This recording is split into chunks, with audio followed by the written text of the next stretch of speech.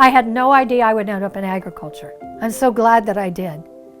It's such a timeless life, and it's so critically important to all of us and our survival and the condition of the planet.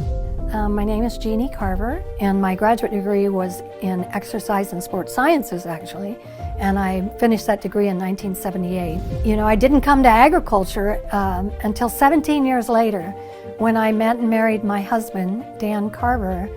Marrying Dan brought me home to my roots here in Maupin, Oregon. So Dan grew up in a logging family on the Oregon coast, and he dreamed of ranching in the Oregon desert. One of the early things you would hear in a conversation with him was how he wanted to see the earth win. He reached out very early to the agency partners here and our OSU extension agents, and they developed a plan to manage this operation, which is about 50 square miles, and we saw tremendous changes in the vitality and health of the land. And then 1999 happened. 10 years after we started this conservation management plan, we called the wool buyer after shearing that spring, and we said, "What's the price this year?" And the answer was, "We're really sorry, folks. We're closing all our processing and going offshore like everybody else." And that was the day that the offshoring move arrived on our doorstep with no warning. Because you see, we used to all be part of local regional systems for our food, our clothing, and our shelter. We were strong communities and we knew each other. But as we advanced, truly if we did, we built global systems to be more efficient.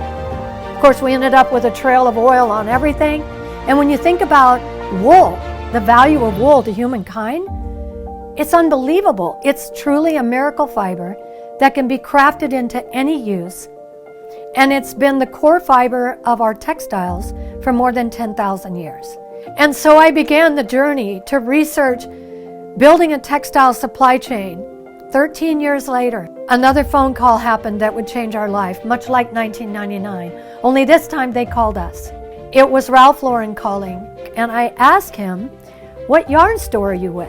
And he said, "I'm not with a yarn store, I'm with product development for Polo Ralph Lauren in New York." For years I'd been saying to Dan, if only someone would come down this dirt road and see who we are, what we do in agriculture, and why it matters.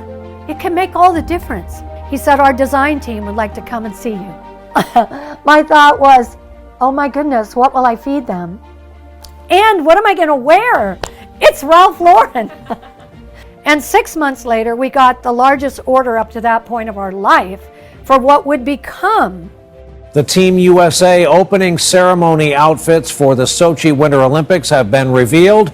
Made in America by Ralph Lauren, and there's no mistaking the American athletes this time. And the companies came, and they kept coming. J. Crew, Ethan Allen, American Eagle, and on and on. And one of those was Patagonia. And they wanted us to be third-party audited to a new standard, a global standard that was being built. Land care, animal welfare, and worker welfare. It's a one welfare standard. Our family ranch became the first ranch in the world certified. So we launched Shaniko Wool Company in 2018. Today, Shaniko Wool Company is 10 family ranches. Collectively, we're grazing 2.6 million acres in the American West, building the supply that brands who want to work in America need to make products in the U.S. today. But maybe the greatest deliverable we're bringing is that each of the last 3 years is we have banked an additional 60,000 tons of carbon into our soils and grazing lands, and our greenhouse gas emissions have a net negative value. Without our OSU research team, we wouldn't know that. And that information goes right back to our next generation, our oldest son who's running the operation today since my husband passed away 2 years ago.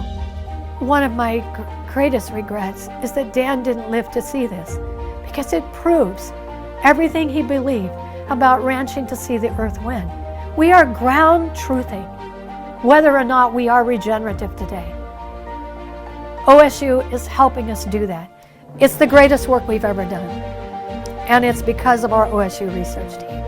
I am overwhelmed to receive this award, and humbled and committed to continuing to support Oregon State University and the Ag Research Foundation for the great work it does.